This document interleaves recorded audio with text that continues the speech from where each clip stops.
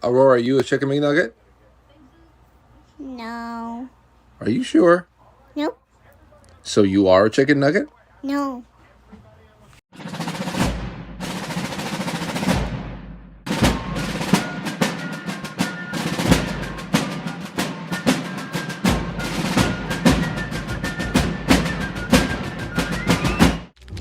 You let one ant stand up to us, then they all might stand up. Those puny little ants outnumber us 100 to 1. And if they ever figure that out, there goes our way of life. It's not about food. It's about keeping those ants in line. That's why we're going back. Does anybody else want to stay? Let's ride!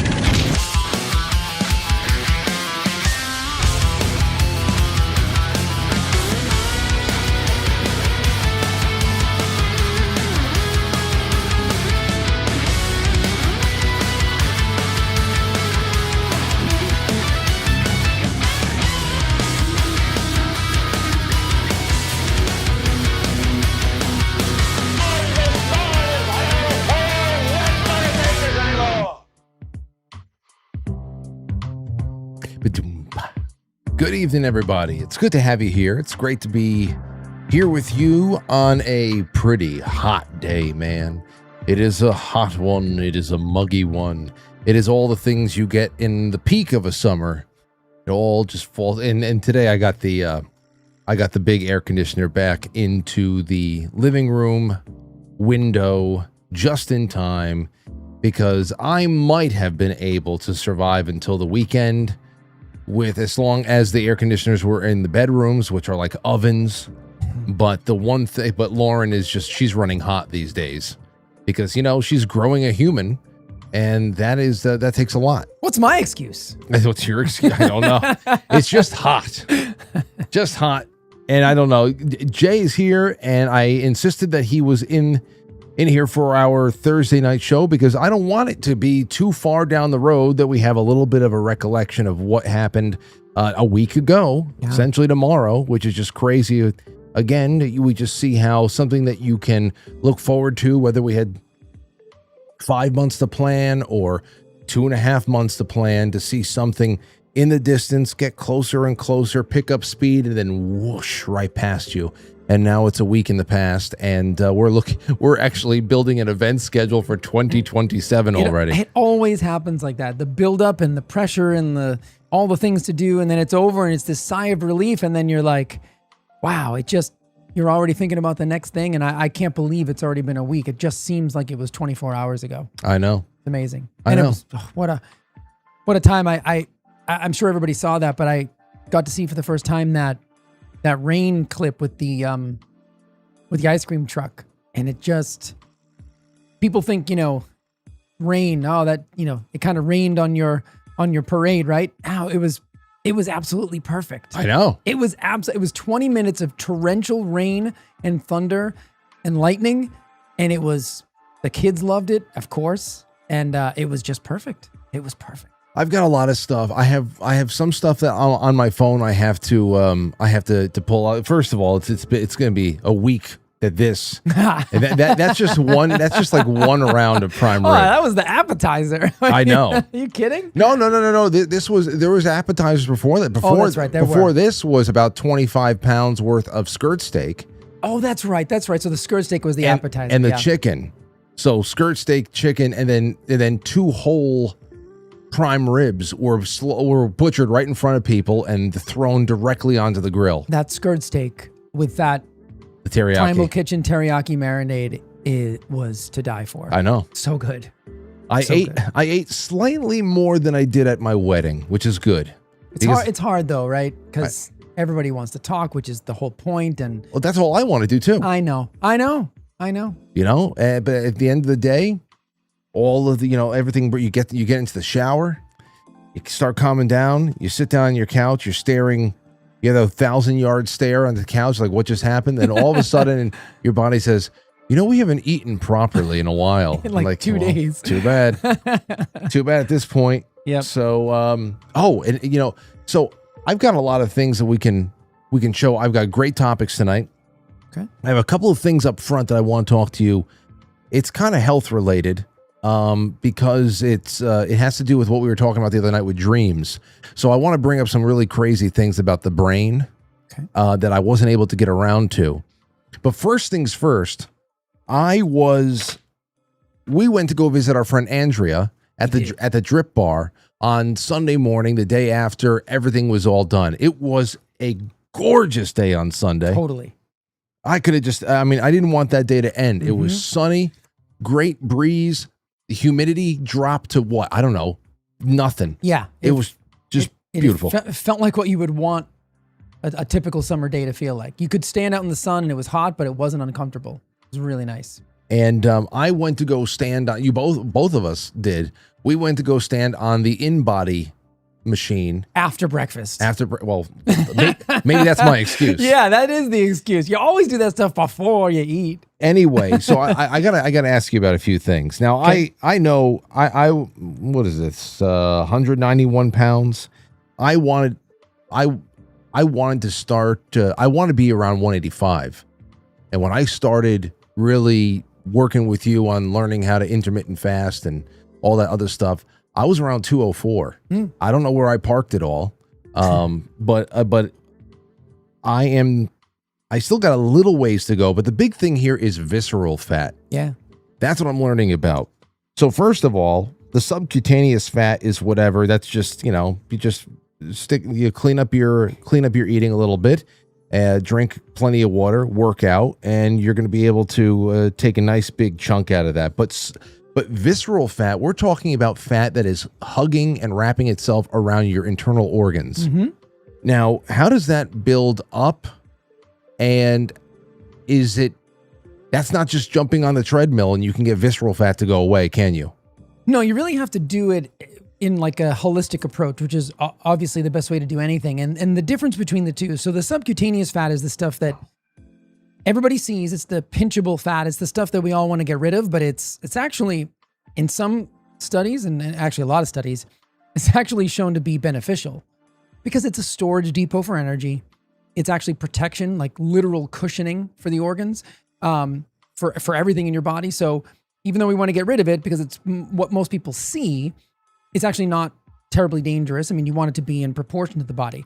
But the visceral fat that develops with metabolic dysfunction. So that's inflammation, a high glycemic environment, so high blood sugar levels. That's where fat gets stored in places that it shouldn't get stored.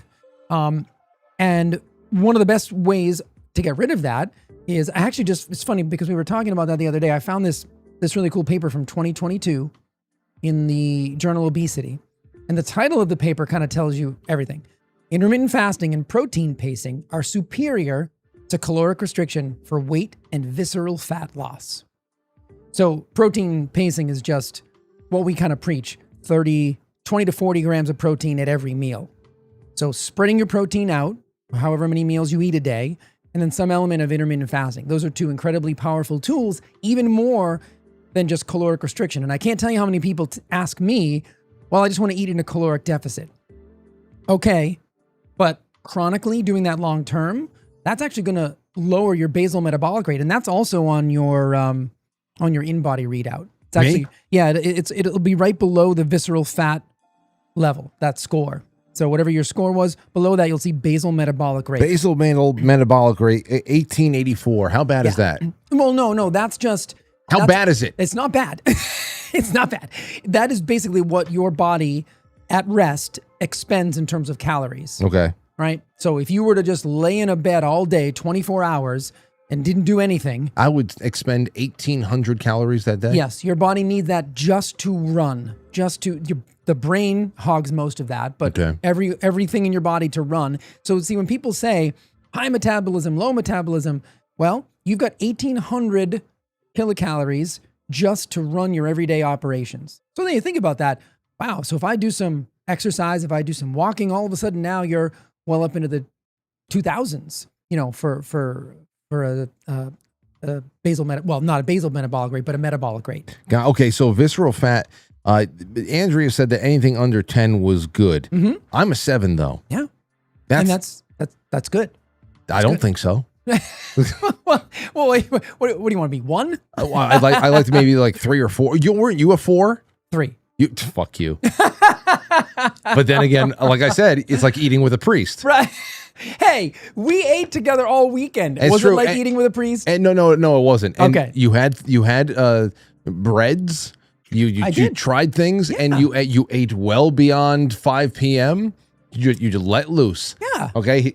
He's not that stuffy. I'm not a robot. He's not stuffy. Trust me. But that's the thing, right? So this event is a once a year event. So am I going to try the sourdough bread? Am I going to eat later at night because that's when everybody's out there being social? Yeah, of course. But what we preach always is that 90-10 rule. Like most of the time, as soon as I got back home, I was right back on my schedule. That is so ingrained in me, that intermittent fasting, the way I eat, those things are so ingrained that it feels odd to go off of it. But again, I'm not so strict that I won't, but it takes no effort to get back on it. But the thing is, you've got to develop those chops, right? Just like a drummer, right? You got to develop the chops, or as my voice teacher used to say, Jay, you got to learn the rules before you can break the rules. Yeah. Well, idea. What I thought was insane is that my right arm is about 1/3 of a pound heavier than my left arm. I'm the opposite. How weird is that? And we're both righties, right? Listen, I was lonely in college. I was lonely. That was a long time ago, Frank. Well, you know what? Just I don't know. That's crazy. I would make that joke, but your legs are probably slightly different too, right? Mine were like less than a pound, but slightly different, which is very normal. Actually, yeah. My right leg is 0.29 heavier than my left. Oh, same as me. Look at that. Got a little imbalance.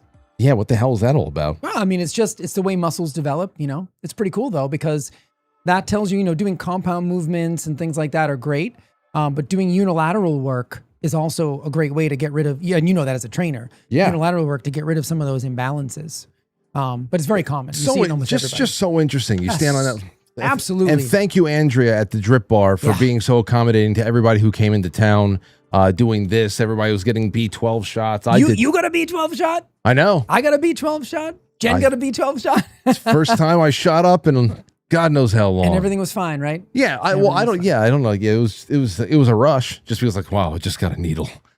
But and everybody's here, so I can't be a baby. Yeah, I can't. No, I was the first. I was like, nope. Well, I'll go first. No, it was no big deal. And Andrea, she spent like over an hour with us, just taking us on a tour and letting us play around with things and introducing us to her nurses. And it was what a cool place. I really wish it was a lot closer to where I lived. I made that joke. I was like, Frank, are there any apartments up here in Port Chester? I'll just go in there and I'll get like a day job there. Yeah. Well, dude, either Portchester or Greenwich or Rye or something like that. I'm telling you, I don't know. You probably find work over there big time. She'd probably get you an office space. I know, right? In the back, and you would just do consultations all day. And it would be like a satellite location for a health reclamation project. I mean, look, I to say that there was a friendship and a professional relationship struck up between Andrea and I and Health Reclamation Project and Andrea, I think is an understatement. Her and Jen got along great, talking shop, talking everything from GLP-1s to other peptides. I also thought it was cool that you have a home scale that actually was pretty spot on accurate to the in-body. I bought this scale at maybe about 3 years ago, or 3 or 4 years ago. I don't know what it was. It's called Arbo Leaf. Yeah, that's the one I think I recommended to you. Yeah, it's an Arbo Leaf scale. It couldn't have been more than $100 or something. And it has, it's not just a plate of glass you step on and you get your weight, but it had the metal pads that can connect to the underside of your feet a little bit more. Mm-hmm. And then you link it to an app, and it runs some kind of an electrical current through you, at least enough to estimate. Let me get this thing up here, because I thought that this was crazy. I'm thinking, okay, well, I'm going to, obviously Andrea's machine is so incredibly in depth. But I was just like, let me just see about the subcutaneous fat. Mm-hmm. And it was... Or your body fat percentage? Was that what was dead on? No, I think it was subcutaneous. So 19... Like I said, I want to melt a little bit of this away for a little bit percentage. I love that you're doing this on air, by the way, because now, you can report back to your audience too. I'm going to, Yeah. So here is the percentage body fat. I saw 19.2 is on here. Yeah. Okay, is on the in body. And this little Arboleaf scale, I went home, says 19.4. Yeah, that's pretty damn good. Yeah. I mean, I don't know how much I can trust any of the other things on the little scale there, but this one, that's all I really care about. So I'll get that down to 3. And I tested mine because I wanted to do it and then I forgot. And then when you sent me that message, I said, oh, I should hop on mine. Now mine was several days later, unfortunately. Yeah. But my scale showed body fat was 2 percentage points less on my home, the Hume Body Pod, which actually has the hand grips too. So you actually hold the hand grips, step on the scale, and it was actually 2% less. But more importantly, that it's accurate relatively, right? Yeah. So if I know that X, Y, or Z is that's actually similar from what I remember to the DEXA, and that is the gold standard. I did that when I was out in, where was I? When I was speaking at KetoCon in Texas, they had a DEXA van there. So you literally step up in this van, you lay down, and this thing scans your entire body. It takes about 7 minutes. It goes painfully slow because it's just checking bone mass, checking water, checking muscle, everything. And I think it was spot on to Andrea's in body, which makes a lot of sense. Both of those are high-end pieces. And my home scale was 2% body fat less. So now I know I can just up that by 2 if I want to track my progress. But again, at least it's relatively accurate for you, and you can monitor your progress as you make changes. Yeah. It's really powerful to have that information, I think, and people that are wondering about that kind of stuff. It's just better to be able to do that than just randomly doing things and hoping that you're improving. But your blood work will tell you, but also these scales can be pretty useful. I learned a lot. Always. I loved it. Yeah. I really did. Let me ask you another question real quick before we move on to the brain stuff. So Molly at Keto Brains, the last time she was on with you and I, we had this big talk that I've wanted to have for a while now about nattokinase because of, blood clots and everything else, and how, people are taking this to, as a prophylactic and also as a recovery agent for one thing or the other. And she said that, in the very near future, nattokinase was going to be on her website. Well, ketobrains.com has the nattokinase on there now. Cool. And it's great because it's only $25 a bottle for 60 capsules. Wow. So the price point is nuts. Yeah. That is, of course, if you're taking 2 a day, that's a month. That's a month-long supply. I thought she said she was going to get a 120 whatever. Mm-hmm. But still, I already ordered a bottle from her, and I'm going to start taking it. But what would that do? How else would that help me hit some new benchmarks aside from, declotting benefits, which I don't have any blood clot issues, right. but I'm just going to take it anyway. I mean, it's good in general for cardiovascular support. Here's the thing, though. In those two, do you have it in front of you by any chance? I'm just kind of curious because those are measured in fibrillinic units, FUs, which is always fun to say. So how many FUs are in that bottle? In 2 capsules, are they 1,000 FUs a piece, or 2 capsules is 2,000 FUs? 1 capsule is 2,000 FUs. So 1 capsule is 2,000. So if you take 2 capsules, that's 4,000. So from the research, and I can do this more in depth if you want to do an actual segment. I just didn't do it for today, but we can certainly do it. But from memory, when I was looking into this maybe about a year ago, you're looking at anywhere between 6 to 10,000 FUs to get the clinical benefit of actually reversing coronary artery calcium and plaque buildup. Okay. So some studies show 6,000 are effective. Some show 10,000. I'm sure it depends on the person and some endogenous factors. So what if you have a clean bill of health and you just want to keep it clean, and you don't have to put little right, that clinical level into it. I would still want to at least be at the clinical threshold of about 6,000. Okay. But remind me, and we'll get back to this and I'll be more specific about it, because I don't mind talking off the top of my head. But if people are really looking for that clinical benefit, I want to have some research to back it up. But from what I remember, 6,000 was sort of the threshold where you start to get that. So So 2 capsules would be 4,000. So you would need 3 capsules, 3 to get to capsules a day. 6,000. Yeah. So that's still not bad. But I'll pull up some papers and we'll do that. We can go maintenance dose and then we can go kind of more cleanup dose if you want. Just so Okay. people can have an idea. But that's what I remember from the top of my head. Yeah, I'd like to know, and maybe we can bring Molly on too, because that I'm excited to get it started. Very cool. So she had got that done. Gonna Okay. start giving away nattokinase bottles now too. Yeah, absolutely. So that's all on ketobrains.com. Use promo code June. Nice. If you want. If you are a monthly sponsor, then you know the 20% code. Go ahead and get it. Because the price point is nuts. It's only $26. She's great at sourcing things. She's really good at that. I've always wanted to. I never wanted to be a supplement, creator or seller. But I always thought, man, it would be really, because I'm so focused on the mitochondria. I told her this a while ago. I want to, at some point when things with HRP start to roll even more, I would like to develop one supplement that is got like everything you need for mitochondrial health.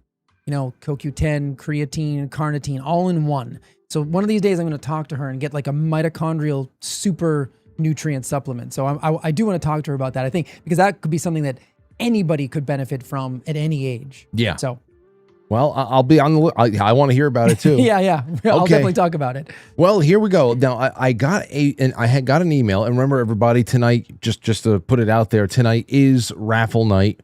So I've got silver, and I've got copper, and I've got botanical chocolates from yescacao.com. And finally, we've got the shave butter and the beard oil from our good friends over at tallow10skincare.com. They're Franklies. Nice. It's a small business. That's what I want to do with raffles. Send us a little something to put into these giveaways. And I have all the names collected, and whatever you send in, this is your last shot. If you send in more than one, that just means that your chances double. But I got this email. You remember we were talking about foreign accent syndrome? Yeah. Foreign accent syndrome. We mentioned that on Thursday, whenever we were in last, about the girl who got into some kind of an accident or she had some kind of medical trauma. She woke up and she had a Chinese accent. Right. She doesn't speak Chinese. No. But she just kind of talk like this. We were there. They went into, at some point in that now old clip, they were going into the population of the audience of the population, to say the frequency that something like this happens in the world population or in the country, and it's very exceedingly small, exceedingly rare situation. And when you first hear it, you think that they're just screwing around, and then in short order, I got an email, you got a text message. And Lauren sent me a few other things about this here too. Okay. Here's the email I got from a guy named Mike. Mike says, "Hi, Frank. I had a friend who started speaking with a Norwegian accent. He was 70 years old. Wow. He was a 70-year-old American with no accent previously. He knew it was happening, but he could not control it. He died about a year later from a brain tumor." So, I mean, that's severe. And obviously, when you talk about the brain in some way, there's that. But what was it? Was it at the actual VIP day that you said that you got an email about this, or you got your brother got in touch with you? Yeah. What did he say? He said, let me find it. But I actually just pulled up a paper on it. So it is in the medical literature. This is a 2024 paper. Neuroimaging studies, including MRI and fMRI, reveal specific brain reorganization, predominantly in the left hemisphere, involving regions such as the superior temporal gyrus and medial frontal structures, functional connectivity disruptions, and the phenomenon of dynamic. Ooh, this is a word I haven't seen before. Diasis are discussed as potential mechanisms. So they're running fMRIs on this rare disorder, trying to figure out what areas of the brain are actually compromised. And it does seem to come from traumatic brain injuries, stroke injuries, or any kind of neurodegenerative disease. So you kind of wonder if you'd see this in like Alzheimer's patients or something like that. Let me find the text message. Yeah, it's crazy how it all clustered like this, especially since it's so rare. Yeah, so knew somebody with foreign accent disease after they had a stroke. They were from somewhere up in Massachusetts, a small town. They were a customer at the store that he used to work at, spoke normal English. She then had a stroke and came out with a Norwegian accent. Norwegian. Yep. Craziest thing, he said, I had conversations with her about it. That's my brother, Mark. Yeah, I'd have to I want to talk to him more about it because I'm curious, how quickly after the stroke it appeared and, all those questions. I hadn't had a chance to ask him about this, but it is in the medical literature and they're studying it to see what areas of the brain are most affected by it. I was actually looking for prevalence to see if I could find any kind of prevalence details on it, but I haven't been able to find that yet. Well, let me see here because now I want to see. Let me see here. There is no. My question was, what accent are you most likely to develop if you have foreign accent syndrome? Good question. And Google says there's no most likely accent. Yeah. Instead, the brain damage causes mechanical speech errors that listeners misinterpret as speak as specific foreign accent. Common perceived accents include British, French, German, Spanish, Irish. And of course, we're looking for Chinese and Norwegian right now. Yeah. Here's another paper, common triggers: migraine, stroke, surgery, or injury to the mouth or face, seizures. So this was a study done on 49 respondents. These are people who actually had this syndrome. And so they're actually delineating from that subset of the population, believe it or not. High levels of comorbidities include migraine, irritable bowel syndrome, which makes sense when you think about the gut-brain connection, functional neurological disorders, chronic pain, 5 reported structural lesions on imaging, author consensus on etiology divided into probable functional, probably structural, and possibly structural and probable structural. Anyway, but it's interesting that it's all, I never had heard of this before, but it is all over the medical literature and they are definitely trying to figure out where this comes from. But it seems like some kind of an injury is the inciting event. We were talking about, I just wanted to, excuse me. He's still tired from last weekend. I think I'm coming around. I will say I have been a little sluggish this week. I'm coming around. I had a couple of good workouts. I'm coming around. And then of course the installing of the air conditioner today was key because work, I've even drawing the shades and getting some fans going. Work is just so horrible if I'm in that closet and trying to. Well, you're a second floor person like I am. And if I don't have the air conditioner, at least at night, it can be miserable. Sucks. Anyway, so we were talking about a lot of stuff this week that was pretty spooky in many ways. And not only when it comes down to just, the brain, the health of the brain, but also how we construct reality sometimes. Not even just perception, but it's crazy. We were talking about coma dreams. And in particular, this one girl, did you hear it? I did. The girl who went to the French chick who was in a coma for about, I don't know, maybe like 2 weeks or something like that. She woke up and she was so terribly distressed and depressed once she realized that the triplets that she had raised, not only gave birth to, but raised over the course of the 2 weeks in her coma, like lived for 7 years with her children, they were gone in this world. And it really opened up the doorway to a lot of interesting calls. And again, like I said, it's just one of those things where it really came down to the whole idea of, hey, you can't discount parallel universes. The other world, what is the dream world? Where are we when we sleep and all that stuff? Is it really all just the mind practicing and doing its thing?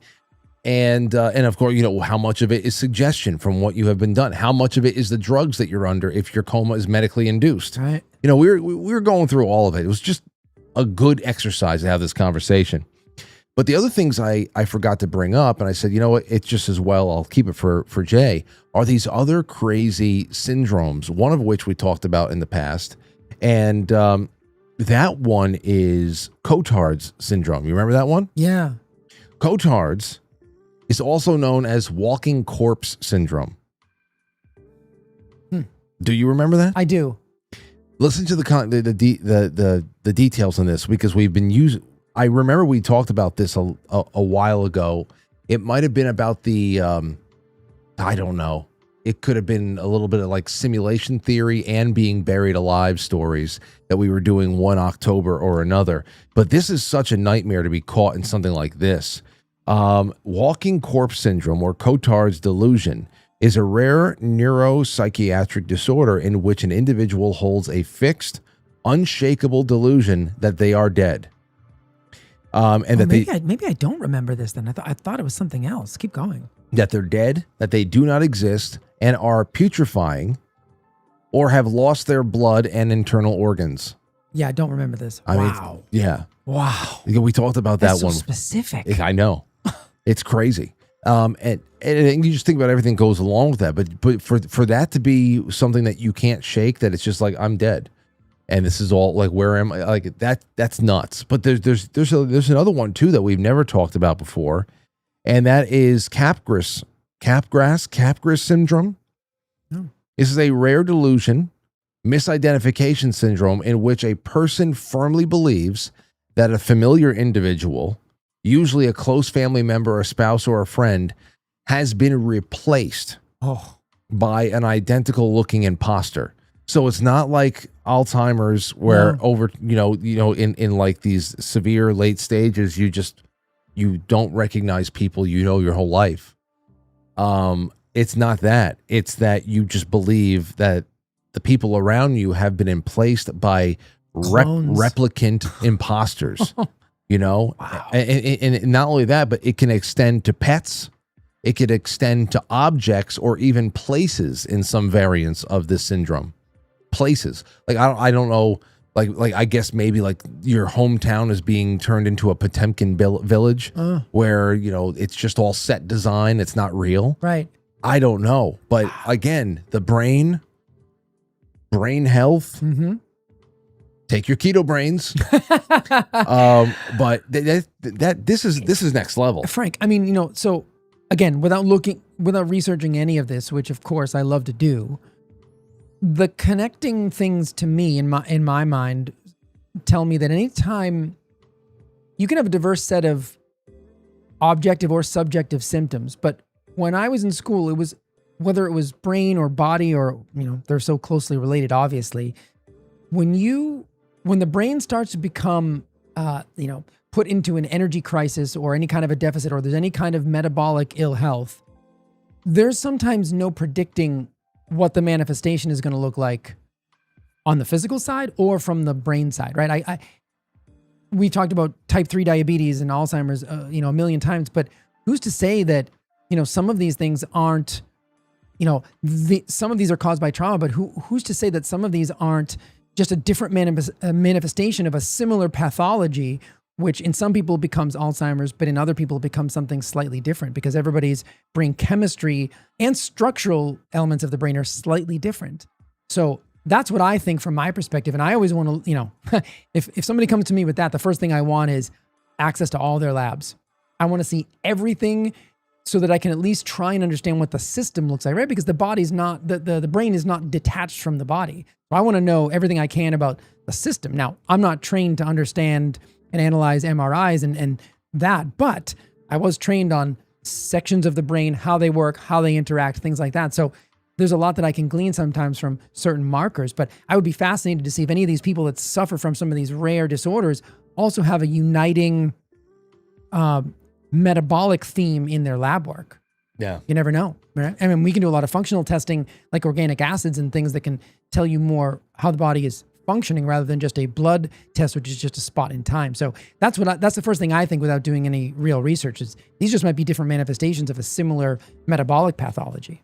I know it's scary too. It's very scary. I mean, because it's not just like, oh, wait, okay, well, I have a vitamin C deficiency, therefore scurvy. Right. It's one of those, like, what deficiency could contribute to a person thinking that they are actually a decaying body? Like the idea that it extends to like putrefaction.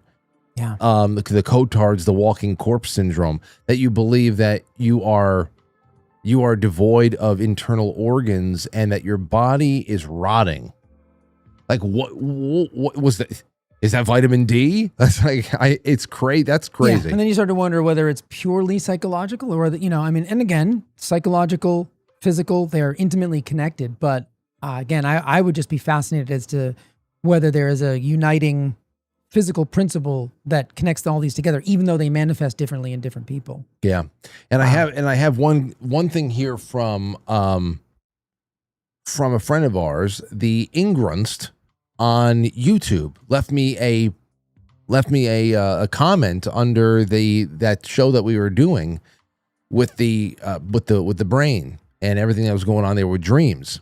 Now listen to this, and then we can check the super chats so we stay on top of those, and then move on to our other things tonight, which is a little bit more on the patriotic side. Guys and gals, get your phones ready. This is going to be a good one. We're going to be talking music. We're going to be talking the 250 concert and everything else. It's a couple other good feel-good things that are going on right now. And doesn't feel good? Well, I guess you don't feel good if you think you're dead. If you think you're dead, I mean, there's not. You can't even complain at that point. There's nothing. What are you complaining about? I mean, once you're dead, everything's the worst of everything is done, right? Yeah. I mean, unless you're going to hell. That's true. I mean, there's that. Yeah, that's bad. All right. Anyway, Frank, I mentioned my health previously: Crohn's disease, multiple resections. How I was in a coma for 10 days in March of 2011, medically induced at the time, following surgery, had pneumonia, sepsis, collapsed lung. When I woke up, nothing worked. Couldn't speak, write, nothing. Muscles didn't want to work. So much fluid pumped in. Breathing tube. The worst part was the daymares and the nightmares. Never had them before, but it was so spooky and scary. Each time my eyes were closed, any sign of light was gobbled up by a crazy, creepy, dark creature or creatures, demons, or what have you.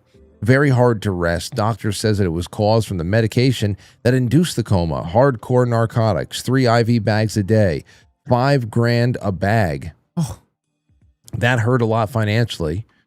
Luckily, it wasn't lasting. Bad enough, it lasted around 6 weeks. I thought it was for sure. It was with me forever. I don't remember going into coma. I never recovered from surgery. I never recovered from surgery initially. I remembered muted voices, light and dark, until it was total lights out in the mind. Very freaky experience. I was not supposed to survive. I told my wife multiple days to say goodbye. Or they told my wife multiple days to say goodbye. A few nightmares here and there over the years since, where I guess I'm acting out in my sleep, swearing, yelling, thrashing about. My wife would wake me up and keep saying that it's a dream. You're okay. Never before, though. She and I have been together since 99, and this all started since 2011. One new thing since then was sleepwalking. Never did it before. Now it happens a few times a year. I once ended up outside the house across the street at 3 a.m. I stumbled over a curb, which woke me up. Been in the kitchen making a plate of food and leaving it in an odd place with other things left out, among others. I'm thankful the Lord said not yet, obviously, but Frank's again. Wow. So, well, that's the gut brain connection, because the original diagnosis was Crohn's. Yeah. I mean, I just wonder if there is a PTSD element to the nightmares just because of how traumatic the coma was for him. Yeah. You know, if you're there, well, how many weeks? 6 weeks? If this was going on, I was in a coma for 10 days. I mean, a week and a half in a coma, and it is just a week and a half in another world, as we know. You know, we had a caller on Tuesday night, I think it was Tuesday night when they did this show. We had a caller on Tuesday night say that they were out for a very short time, but it equated to 60 years. 60 years in another place, where it was a full-fledged life with her husband. They had they invented some kind of a product, or developed or crossbred a plant or something. Like they had a full-on life, a full-on vocation and career. So you think about just the passage of time. What did 10 days even feel like for him? Right. And if you spent what seemed like years inside of a nightmarish scenario, right, like that, I can see why it didn't tend to stop altogether when you woke up. I mean, and I think we've all experienced the time dilation of dreams, right? You've ever or just fallen asleep and you feel like those times where you fall asleep and you feel like you were asleep for 15 minutes, where like you have no concept of the 8 hours you're asleep. So what if a coma is just a more extreme version of that? And I think it was the movie Inception kind of talks about that a little bit, where each layer deeper you go is like X amount of time in the other layers. And so that's incredibly fascinating. And it just goes to show you how little we actually understand the brain. It was in 2021 2021, we were going down to South Carolina for the Dark to Light extravaganza. And we were going to go down. We had everything all planned out that we were going to go down, leave early in the morning, get down there around 5 or so, whatever. And then all of a sudden, Hurricane Henri comes in, Hurricane Henry, but it was a French Henri. Yeah, something stupid. Anyway, Hurricane Henry comes in, and they're like, "Listen, it might be a mess over here. We have to leave now." So I was faced with a daunting task of doing something we only tried once when we were, 18, 19, 20 or something like that. And that is drive overnight to South Carolina to give ourselves an extra day, which is just like, you don't have an extra day when you spend all night doing something. You just took 2 away. Yeah, because you're a zombie when you get there. Yeah. So, I mean, rookie mistake. But now we're like, okay, well, we got to go. So things were getting worse. So I couldn't get much sleep. I tried to take like a 2-hour nap. Didn't work. Pack up. We go down. I am absolutely wasted. By the time we get down there and we have to wait a couple more hours for the room to be ready. And I am delirious. Okay. Like my eyes are going crossed and all that stuff. Like when you get to that point where you can't stop your eyes from crossing. Yeah. So at this point, we had like an hour before we got to clock into this plantation that we were going to right along Ocean Boulevard. And I said, Lauren, listen, can you please drive for a little bit? And she said, yeah, sure. So Aurora's in the back, little 11-month-old Aurora's in the back. I'm in the front. And I said, I'm just going to close my eyes for a second. And I 100% thought that I barely got any sleep. Mm-hmm. She didn't say anything. We were just supposed to be going around the corner. I nodded off in the passenger seat. I can't sleep upright, so I was just bad. It was just like I was done. Yeah. Later on that night, I was about to go and like pick up dinner or something like that. It's the first day we're there. The extravaganza wasn't on until the next day, and it was probably around 6 o'clock or so. And I'm feeling like why don't I feel decent right now? I said, Lauren, I've got a weird second wind I should not have right now. Like 5 minutes of sleep. What the hell did that do to me? She goes, Frank, you were sleeping for 50 minutes. She said, you fell asleep and you hunched over and you and Aurora were snoring in unison so hard. Poor Lauren. And she said that she actually she had to keep driving. So she was on a nap drive. Wow. We used to just drive I had a 2019 GMC Terrain. Okay. And most of the miles on that are nap rides with Aurora.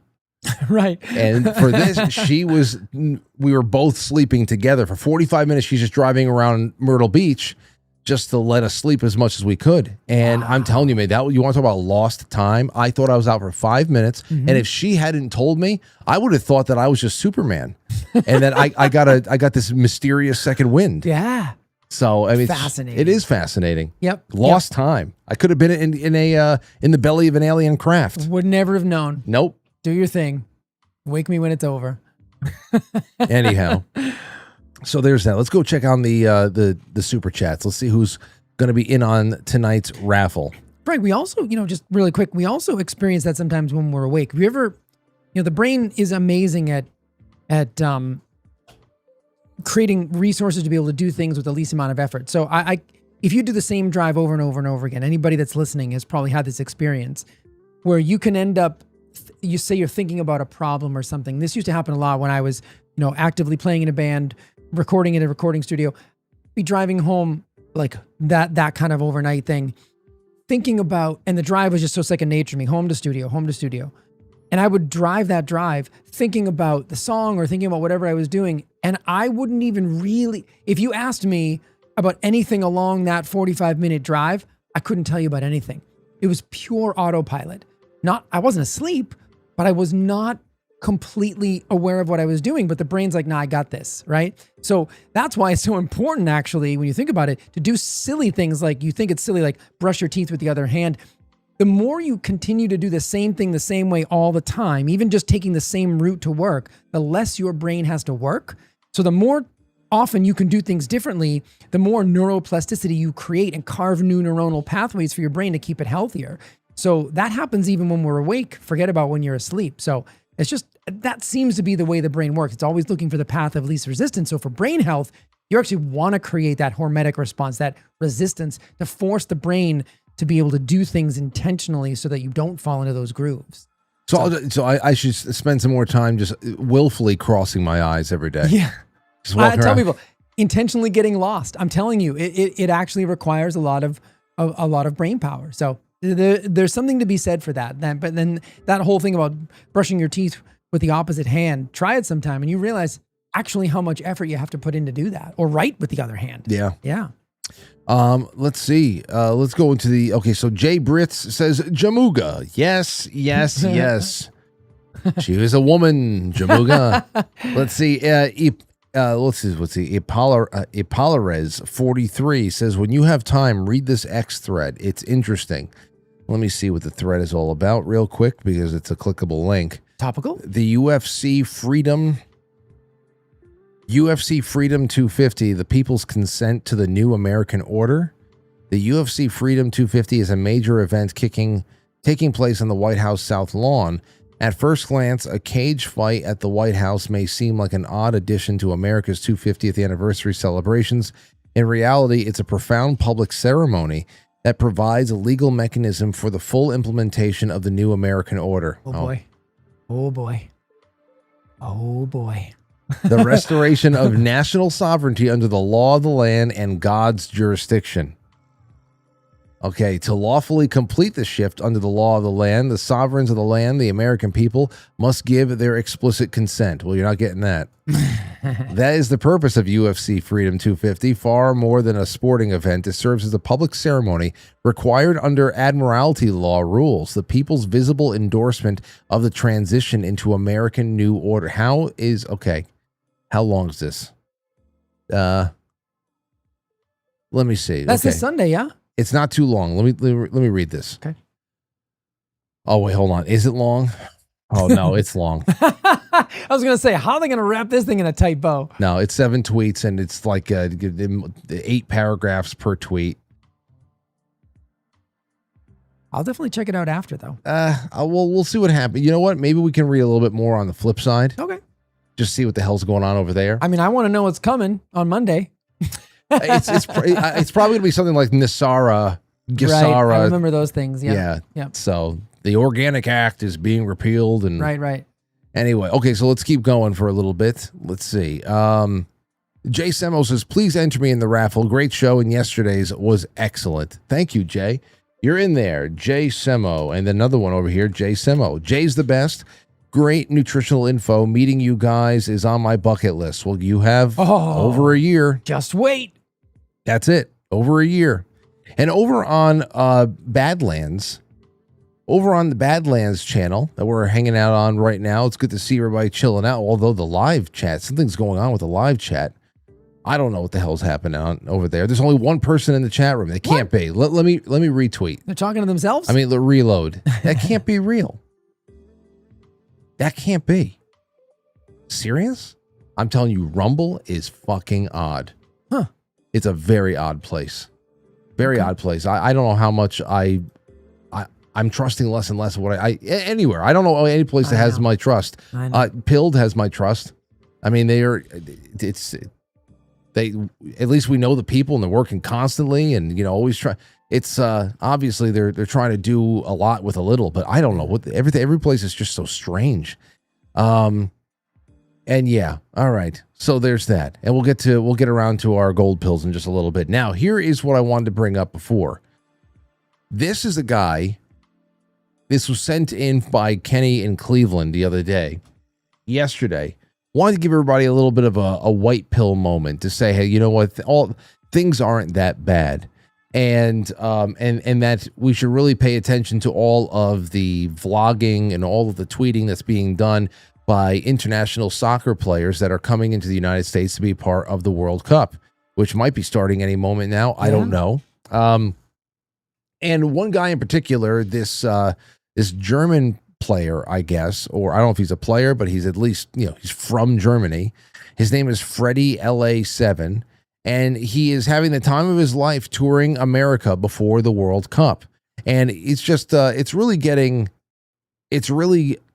people to think about how, as some would say, America really is the best place if you're not consuming our politics 24/7. If you're not, or especially if you're in a good part of it too. Yeah. But take a look at some of this stuff. Lauren was sending it to me too. And I said, oh, perfect. We'll just do this tonight. I know about this guy. So here we go. Some German dude. Just passing through a town called Gainesville, and this place looks beautiful. The houses are insane. Wow. Are they in Florida? I guess Florida? so. Yeah. Because the next one is in Atlanta. Atlanta is so green, it's crazy. It feels like you're in a forest the whole time. Now, people from Atlanta would maybe... I don't know what they would say to that, but I'll tell you, I mean, just traveling the interstates or something is something incredible. Yeah. Like I remember the last time we actually drove down south, Virginia, the I-95 going through Virginia is kind of dumpy. And then you pass into North Carolina and all of a sudden it's paradise. Like the arborists, everything down there, the landscaping, it is like night and day. At least it was for me a couple of years ago. But I don't know. I've never actually driven this far down south. I'd like to. I really would. I drove out to Montana, and that is an experience. Once you get into past the Dakotas, it just, to say the highways in Montana are breathtaking is an understatement. It's just... Jay, I don't know if I'll ever trust my Bronco enough to go that far. I seriously, no matter what I have to do to get this thing past the finish line. And I've done everything so far except just reconstruct the engine. My dream was to get this by her 40th birthday next year, ready to do at least some remote spots around America and just go out and hit some things up. Of course, I don't think I would ever put my family in it, because it's just not going to be comfortable enough for that long of a ride. Yeah. Compared to the other. So it is pretty big on the inside though. It's huge. There's a lot of leg room. I know. So I just don't know. We'll see what the hell happens. But I'll tell you that this was part of my dream. I'll follow you in my Jeep. Oh yeah, great. Hey, great. those two were sharing a bed at the infirmary. It's just for you guys to know. Jay's Jeep is a 2004. Yeah. And it something went wrong with it. Had a couple of problems. Had a couple of problems. And my buddy, who was working on my Bronco always, is I sent Jay his way, and it was hilarious that this is over a Spring Fling weekend. Both cars died over Spring Fling weekend. My alternator went. My 40-year-old alternator went. And my ignition coil. And it's his ignition coil. and at least for Sunday afternoon into Monday morning, the Bronco and the Jeep were sitting side by side in the same lot. We took pictures. We took pictures. I was like, look at this shitty sight. How sad is this? Anyway, so let's just keep going. Atlanta's so green. What a fucking stadium, he says. FIFA World Cup, that is at Atlanta. So I wonder, how many stadiums, I don't know, are being utilized for this, but we'll see. Brasstown Bald, highest peak of Georgia. Wow. Looks a bit like a rainforest here, he says. That's pretty. The Holy Land, Taco Bell. Taco Bell? Oh, gosh. Come on, dude. Stop. You can do better. Oh, yes, you can. What is that green drink, though? Oh, who knows? It's attractive. Yeah. It's an attractive color. It's you know how some of the most brightly colored animals in nature are usually the most venomous? That's how it is for some of these drinks. Like You don't want a nuclear colored drink. I want to jump Yeah. into that right Yeah. now, but I know that it would be the worst thing for me. Yeah. All right, let's see here. What the F is this thing? Isn't that Stone Mountain? I don't even know what that is. What is that? I can't tell. You You know, it gotta does- say where he is. No, it doesn't look like no Stone Mountain. That would be Civil War. What is that? I don't know. It would be a lot more It looks like visible. ET. It looks like ET's face. Can you see it? See the mouth? on the bottom? Yeah, it See does it look now? like ET's face. You're right.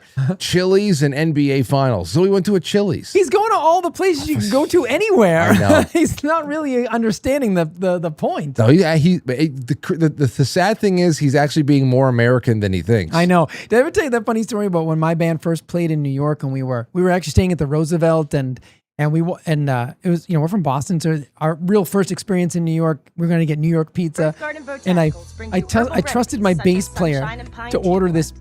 Wait a second. Show's over, folks. What the hell happened? With herbs popular during I the don't know. 1918 What the hell is this?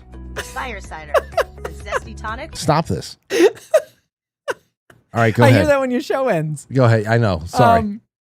No, I trusted my bass player to order the pizza, and he's like, "I got this. Don't worry, guys. We're at the Roosevelt Hotel. I'm going to go down and get it. It's coming to the lobby. They're going to deliver it.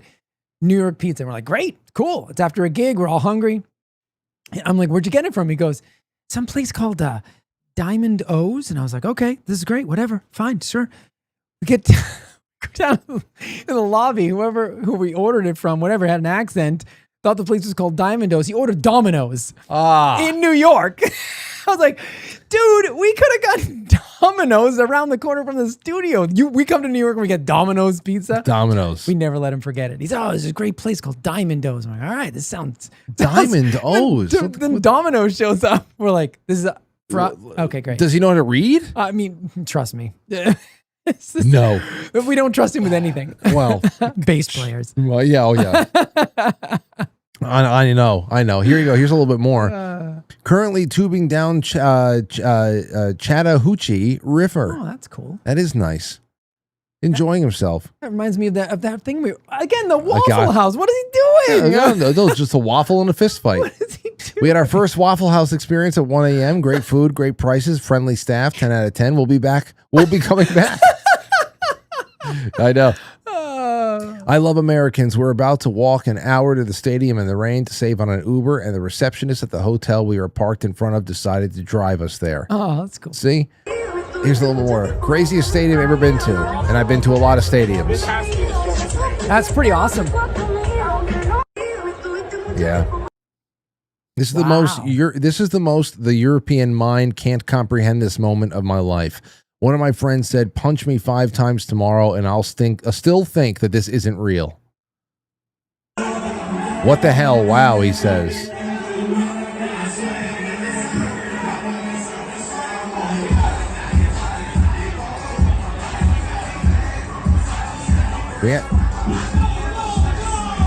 Yeah, but don't they have? They don't have stadiums packed for like what? They don't have any kind of pageantry out there for their. I feel like they do. I mean, I feel like that's what we see from looking at it from an American lens. There's an eagle flying around the stadium. That's cool. Yeah. That's cool. Yeah, I know. We bring in our eagles.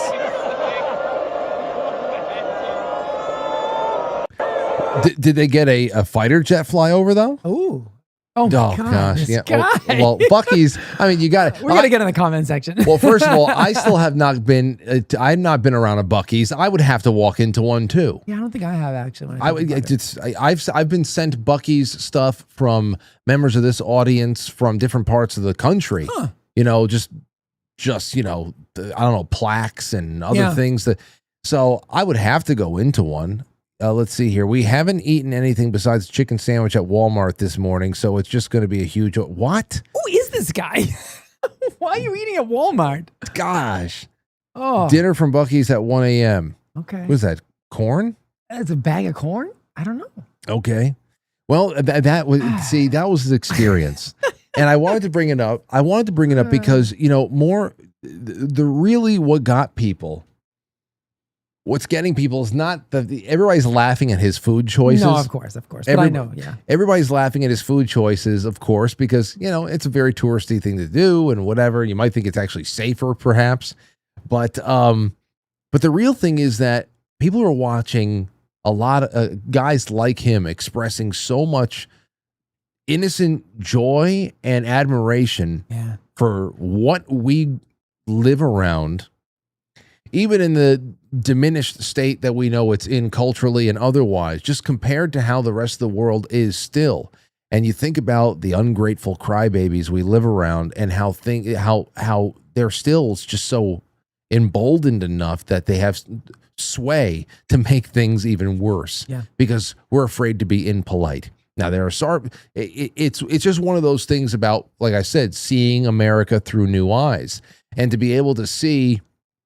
I'm sure we'll have mixed opinions on Atlanta, Georgia, from members of this audience about probably the good things to go, the great places to see, and all that stuff, and then where to avoid and whatever the hell else, and how current management is doing versus years past. But it's just one of those things, seeing America through a different set of eyes. And you think about the ungrateful crybabies and here's our segue, like the artists that pulled out of the America 250 concert, which precipitated it being canceled and turned into a rally. Yeah.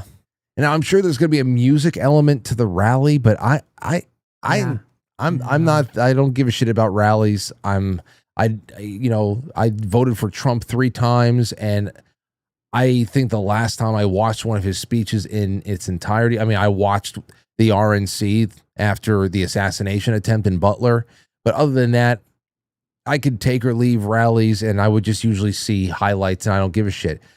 But I was actually kind of interested about the concert, and before anybody out there, because I know a few will probably be salty about it and just say, "Hey, who cares?" And we have bigger problems. No. We can't give up, just like with athletics and throwing it all away and just being sour pusses about sports ball this, sports ball that. Yep. It's not about, this is 250 years since the Declaration of Independence was signed. We are incredibly lucky enough to be alive for it. Yeah. And I think you think about milestones like this, and you just think about in a better, I don't know, at least in a different world, a different timeline, it would just, this would be all we would be talking about right now. Yeah. And then we have this. Bill Maher, he made it to the New York Post the other day, says artists quitting America 250 concert make it look like Dems don't love America. Well, they don't. Yeah. Bill Maher ripped the musicians who dropped out of the President Trump-affiliated America 250 concert series, arguing the move makes it look like Democrats don't really love America.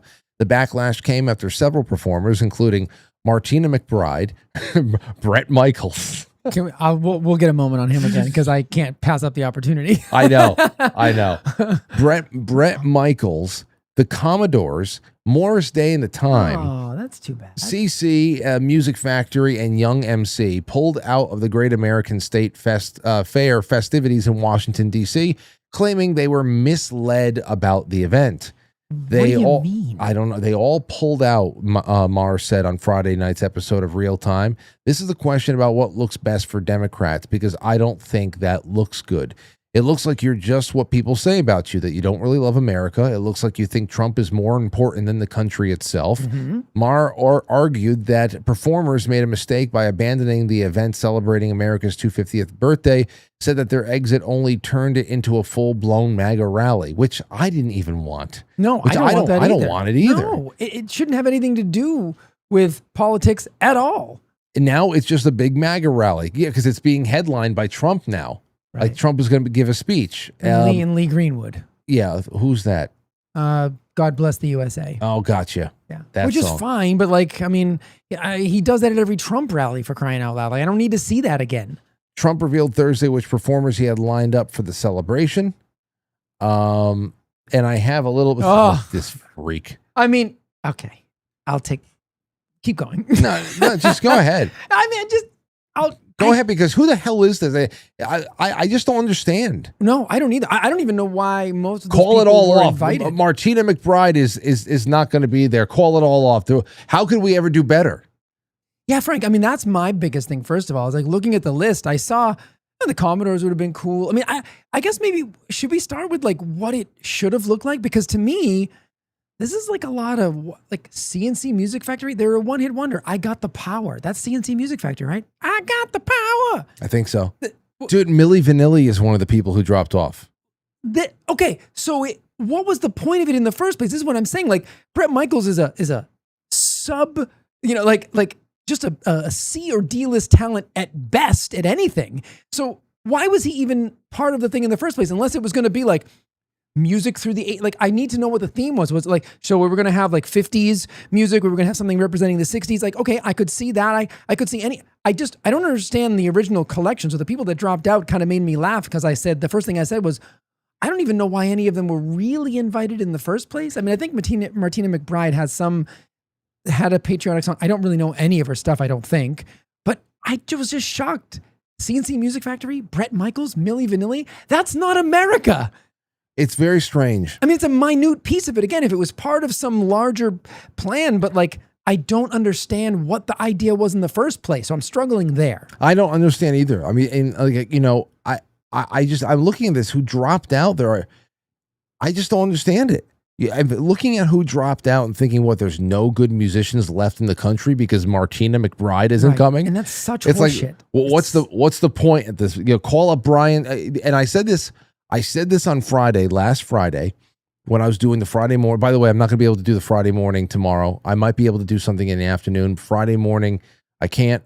Maybe I'll go live on location from where, it's a little bit of a field trip with Aurora to a theme park. But Ooh. Yeah, with their school. Cool. But I said on Friday, we can call up Brian Storm of Rock Feed News and help Brian help us put together a concert. Anything. Frank, even when I just said it was literally off the top of my head, what if we just chose music through the generations, through the decades, and like pick, then you could have maybe some one-hit wonders, and maybe I wouldn't even have been so. I mean, I still hate Bret Michaels, but like, maybe I would have been a little bit less. But I don't understand the theme, and I don't understand why these people dropping out makes a damn bit of difference. And to cancel it because these has-beens or never were's, in Bret Michaels' case, are not going to be there. Like, I'm sorry, but when I think about America, I don't know what number Bret Michaels is on the list of things I think about, but it's a pretty high number. So I just don't understand it. And do you think some of these people were already set up to do this prior to like, do you think they would have canceled if Kamala Harris had won the election in 2024? No. And that's my real, like, and that's the whole point here. That's the whole point here. It's just ridiculous. And I don't know. I guess it's just whatever. On 4th of July, we'll all be doing our thing. And, I guess I don't know. We talked about this during the election though. I thought this year was going to be like county fairs and all. Like, I wanted to see something really special, and even just, no offense, but like, I'm probably not going to watch that thing on Sunday either. I have no desire to watch a UFC fight at the White. I just don't care, and I probably wouldn't have watched this concert. But I wanted something something real throughout the year. I don't know. I just think this was really dude. I would watch it. I would watch the concert. Yeah, I just. I would. Well, I would have. I mean, if I looked at that lineup, if that was the lineup, like these people didn't say no, maybe I wouldn't have. Yeah. Because it's so stupid, so subpar. It's just, well, I don't know why you would say you would take your ball and go home because these I don't know, D-list people. Yeah, and I feel like Trump's, why are you getting fucking stuffed by the last remaining member of Milli and Vanilli? Right, Milli Vanilli. Why are you getting your face stuffed in your birthday cake because of Milli Vanilli? And you're saying, you know what? Fuck it. We're canceling the concert. We're gonna do our. It's like, what? I don't. You know what I really loved? I remember this. It might have been July of 2019. Or maybe it was 2020. And it was when Trump was speaking at Mount Rushmore. I just love. I remember I was doing my last show before 4th of July here at the studio, and all of that was just getting started. What was the night? Hold on, let me see here. The night, Trump speech, 4th of July, Mount Rushmore date. What was that? It was July 3rd, 2020. Okay. So what was that? A Friday night? Was it a Friday night? Let me see. Or Thursday, whatever the hell it was. Friday, yeah, Friday, July 3rd, 2020. I was doing my Friday show. And I left here. I remember just going home. And that was actually a wonderful 4th of July. Because that was a 4th of July that everybody was like, hell no, you're gonna cancel our 4th of July fireworks. That's when we saw like the beating heart of even Los Angeles, New York. Everybody was lighting fireworks against all orders. Oh, we can't gather at local high schools and marinas to have the fireworks light off. Everybody has to stay home and just shelter in place with a small group of, immediate family because of the coof.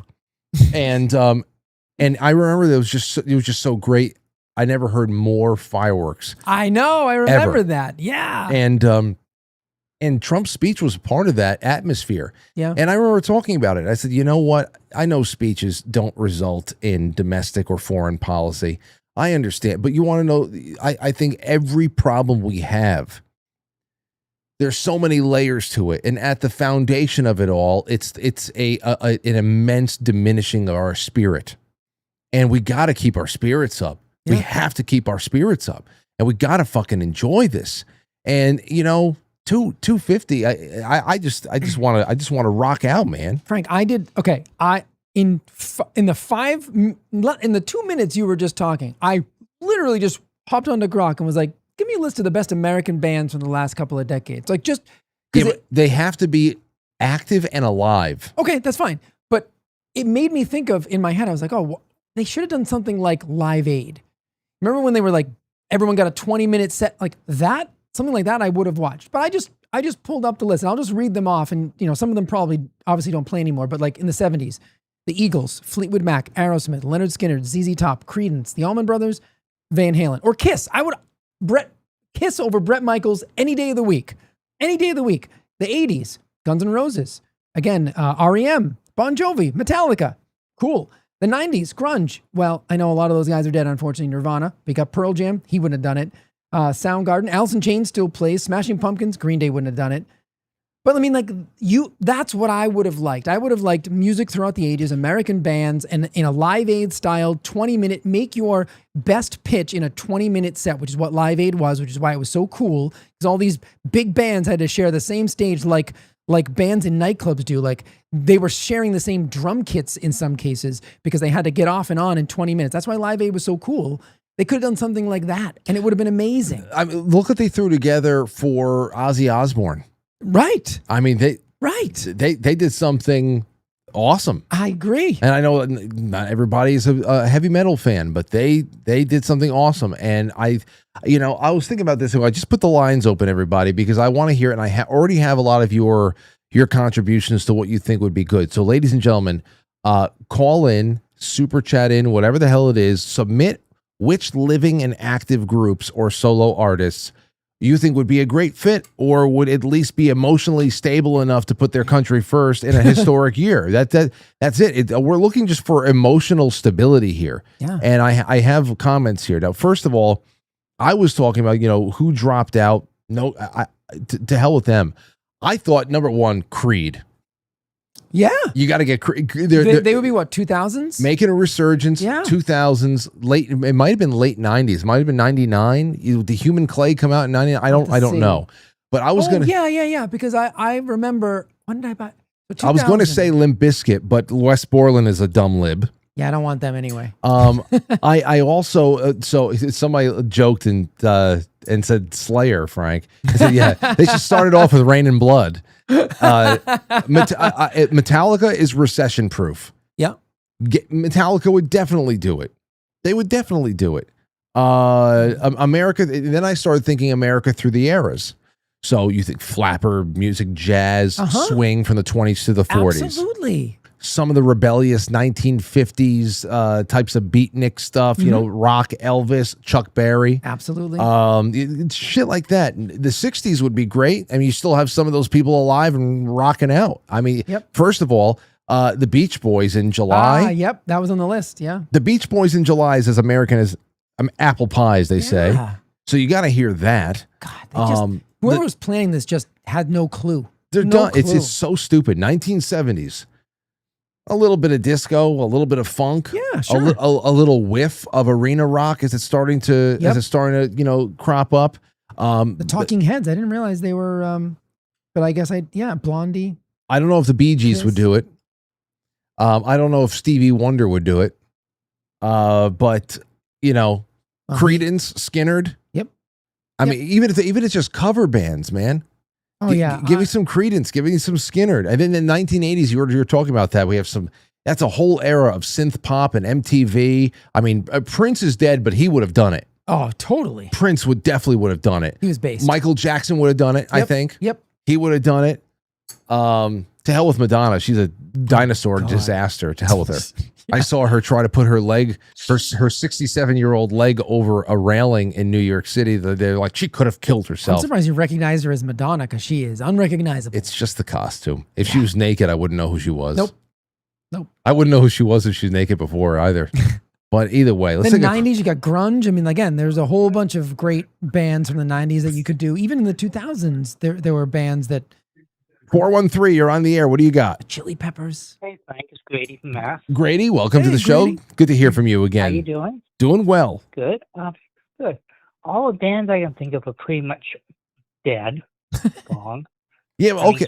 Okay. So then, let me know. Then tell me what band really you think hits on the spirit of America that you would want it at an American themed party that you might even be able to get a very serviceable, you know, cover band to play, you know, that's happened before, you know, when you do dedication and tribute concerts, they just get really serviceable musicians and everybody sings, you know, songs as if you were at a bar, you know, listening to a cover band. Yeah. So what would you say? We got a cover band for Springsteen. That'd be amazing. For Springsteen? Yeah, because you can't have actual Springsteen. Yeah, you can't do that. Yeah, I know. He's out touring against America right now. He actually just launched the last minute tour against America. So. Yeah, exactly. That's why I say a cover. Somebody doing the old Springsteen stuff. Yeah. Beach Boys. You think Billy Joel would do it? I think he might. I think he would. Yeah. I think Billy Joel would do it. Yeah. I actually call for something else. I'm very surprised you didn't see anybody on Rumble, because when I went to Rumble, I tend to go on to chat briefly and get out because otherwise I get distracted.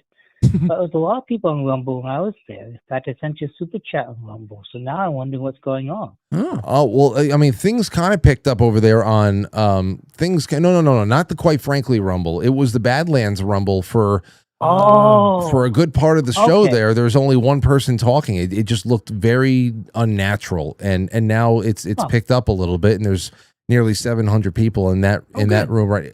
But I don't believe it. That's all I'm saying. Yeah. All right, Grady, thank you thank you so much for that. Then there's a good one. I want to get a couple more in. Anything else you want to say real quick before you leave? No, it's good. Thanks. Okay, brother. Talk to you in a little bit. All right, it's all those other calls. Come on in, 914-200-0269. You got the synth pop of the 80s, the 90s. You already talked about grunge, hip-hop. A lot of them overdosed. Some of them have been murdered. But enough of them are still there, for sure. Well, somebody said to me, I think it was just in the one of the chat rooms, Red Dingo said, 3 Doors Down. Oh, they're patriotic. They have a lot of hits, but you know, Brad Arnold just died. Oh, he did just die. And I don't know if they replaced. It's been less than a year than he's dead. Yeah. So I don't know if they replaced him yet, but yeah, that would have been a band 100%. God bless Brad Arnold. Let's take a call real quick from Aaron. Go ahead. What's on your mind real quick? Hi, Frank. Yes, I think, well, you know, it's the commander-in-chief. This is Trump's last stand. And I think he's he wants to be like a wedding DJ And think about it. He's basically the DJ for his residence there, Mar-Lago. Mm-hmm. And I just think he's a closet DJ. And those are the songs, like I picture him 10 years ago saying, okay, I'm going to run for president. I'm going to get the YMCA song. We're going to have rallies. And we're going to win the presidency using the soundtrack from the 70s. That's it. Gotcha. Yeah. I think you know what? It's my in between. He could DJ. That would actually be awesome to see Trump at turntables DJing in between bands. But people say that he curates all the music at his rallies too. He's very into that, which would be cool. But yeah. Okay. Well, there's something, Aaron. Thank you for that.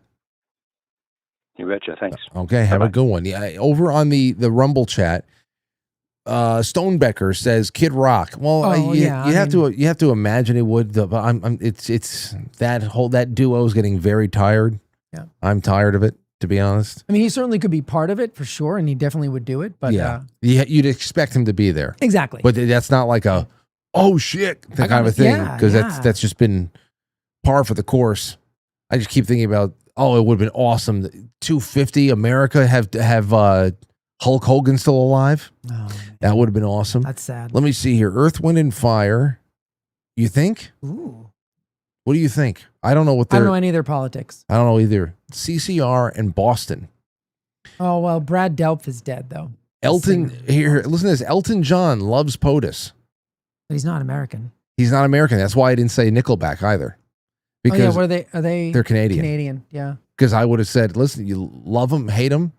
They put on a good show. No, at this point, I just want people who would actually want to do it. I wish Stone Temple Pilots was still. I wish Weiland was still alive.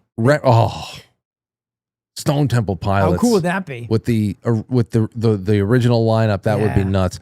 Reprimanda 81 says most 90s grunge bands are libtards. It's true. They are woefully disabled in that respect. Like you couldn't get Rage Against the Machine because they're crazy, and you certainly couldn't get the Foo Fighters because Dave Grohl's lost his mind too. So. Lost their mind. Hey, Hot Legs is on the air. What's going on, Hot Legs? I'm driving home from the White House lawn, trying to get out of the town before they close all the streets for this. Wait a second. I just saw an email, Hot Legs, that you sent me about. Why don't you tell everybody what is in the email, and I'll rifle through some of these pictures you sent. So I took a group of my clients out last night after dinner, and we walked over to see the UFC stuff, whatever that pavilion is they built on the back of the White House lawn. Because the night before I'd been driving down and looked down 15th Street, and it looked like there was a halo over the White House. It's crazy. So we took a bunch of pictures. We couldn't get really close. Everything is very much blocked off with fencing and netted fencing, and you can't see anything. But D.C. looks like it reminded me of your Chicago World's Fair book that we read together. Yeah. Because the whole town is just kind of transforming into weirdness all over the place. They're building what looks to be like a founding fathers city down the middle of the mall, although it kind of looks a little bit like the Ren Fest too.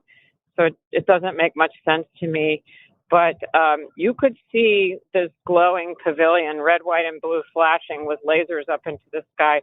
You could see it for like 10 blocks away. So we walked over there last night. And so some of the pictures I took, I sent you the Treasury Department, which is all feathers and awning and lights. They've got every light on a government building is red, white, and blue. So I love this first. I love this first picture you sent. Yeah, you said that's the Treasury where it has all of the Treasury, all the banners. Yeah. They're all like that, and the last one I took before I bolted for the car for you is the IRS. It's all bunting and stars and stripes. It's kind of sickening. That's where our tax dollars went. I told you, it's like one of the. I always love going back to this this comparison of creating this weird kind of discord between competing atmospheres. Like when you have a music box playing in a haunted house. That's what it's like to doll up the IRS with red, white, and blue.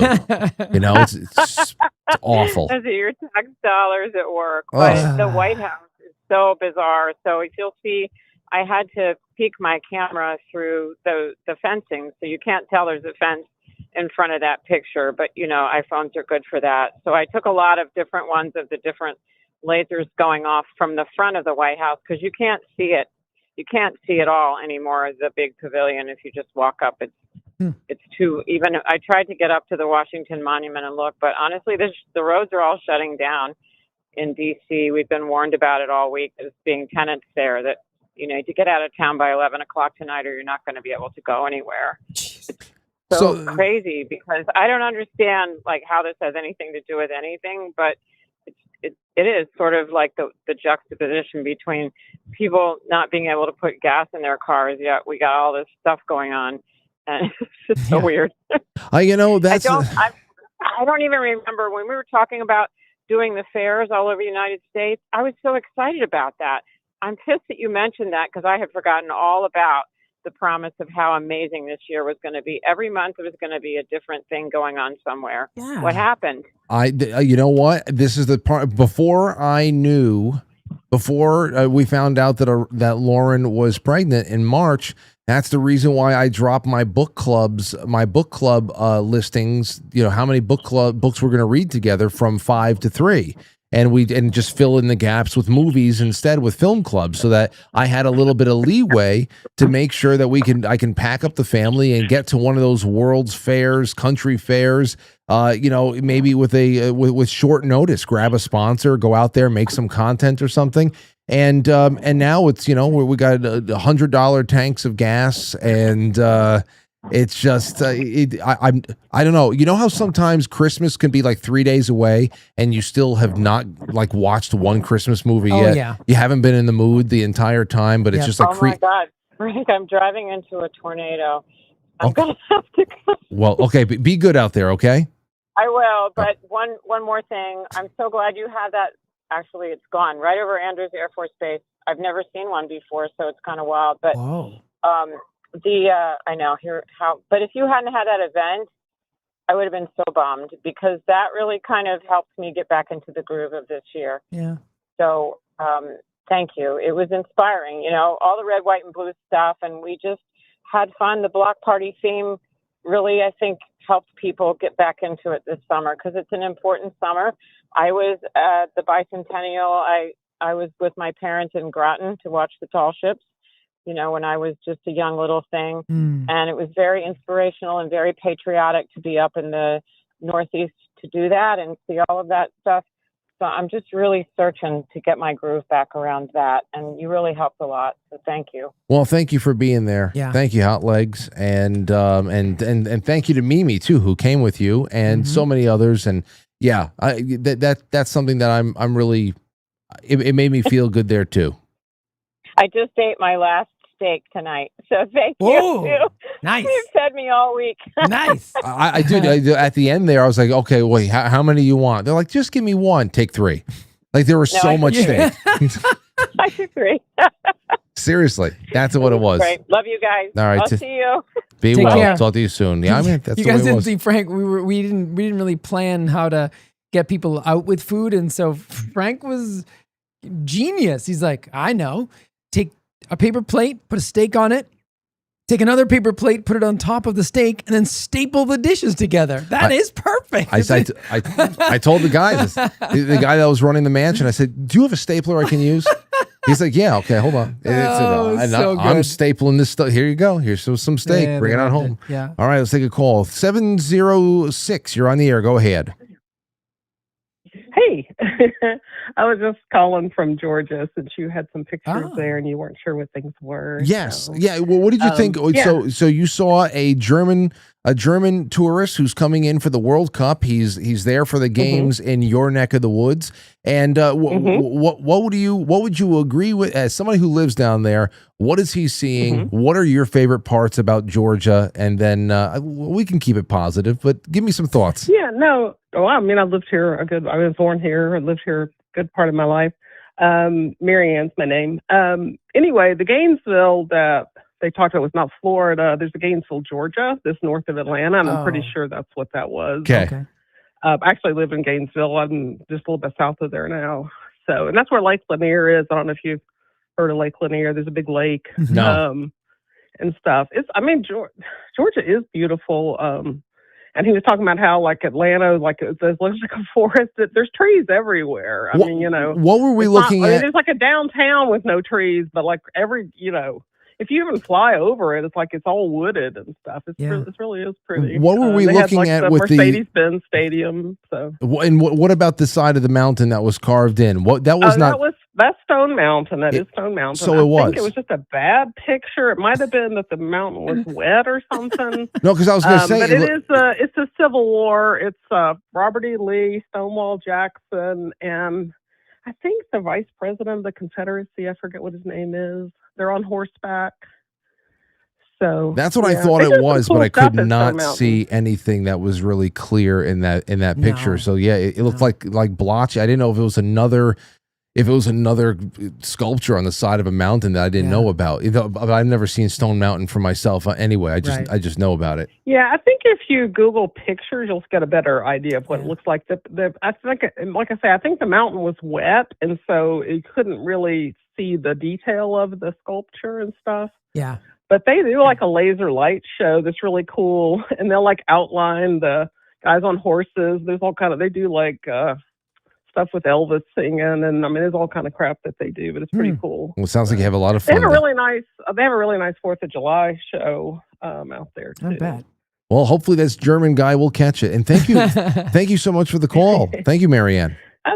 Oh, all right. Talk to you later. Take care. So we got. So it wasn't ET. It was not ET. It wasn't. Okay. I was hoping I was right. Yeah. Because seriously, I've seen Stone Mountain from different angles, but it just looks so I didn't know if it was another location. Anyway, let's see where we go. 916, do you want to help us plan this concert? I do. Okay. Hi, guys. I can't believe I got through. Hello. Who is this? This is Halston. Halston? I got 2 little rambunctious babies with me right now, so you might hear some action in the background. I love it. Good. I'm recommending Aerosmith. I don't really know where they stand politically, but I feel like when I think of summer and driving around in a car and feeling patriotic, I think of Aerosmith. Yeah. And then my second, my little youngest here, Audrey, loves Ella Langley, and I feel like if we were going to go the country route, Ella Langley would be epic. Okay. Oh yeah, I was going to say country has not yet been spoken about. I'm not the best. I'm not the best as far as being able to pick out who's who. I mean, I know David Allan Coe just died. We would have needed him there. Willie Nelson would probably do it, right? Willie Nelson would have. He still would. He's in his 90s now. Yeah. And he's still. I think Willie Nelson was just at the Capitol Theater a couple of years ago. Yeah. And he's got a weed drink he has out that he's promoting now too. And I think Aerosmith would do anything for money. Honestly, Steven Tyler would do anything for money, so he'd do it. Right. Yeah. Also, the Red Clay Strays. They're a more new band they're awesome. I think they would do it. We could make such a better lineup. I don't know what the heck they were thinking about. That was a joke. Yeah, I know. All those artists. See, all we need to do is crowdsource this, Frank. We would have been able to nail it.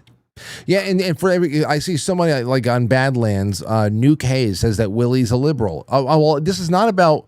Yeah, I'm trying to assess who would be able to overcome that to think about the opportunity at hand, and I don't like feel Neil Young would not. No, he's his head's up his ass. But I feel like Willie Nelson might. I think he would. I think he's just. Yeah. Maybe not. That he had to smoke a little bit more. He's not chill enough for a pothead. Anyway, well, this was great getting the call from you, and I'm so happy that you called with the babies. Yeah. Yes, thank you for having me on, and I also want to congratulate you on Coconut. Oh, thank you. Super excited for you guys. Oh yeah. I felt her kick today for the first time. Look at that. Oh, it's a blast. I felt her kick for the first time. My second's only just about to turn 1 in August, and I'm already wanting a third. I know. Well, once you hit 8 months, I remember hitting that 8 month mark with Aurora and thinking that's when the personality explosion starts. And it's just like, oh my gosh, I can't handle this. It's a person. It's incredible. At 8 months, you just take off like a bat out of hell. It's amazing.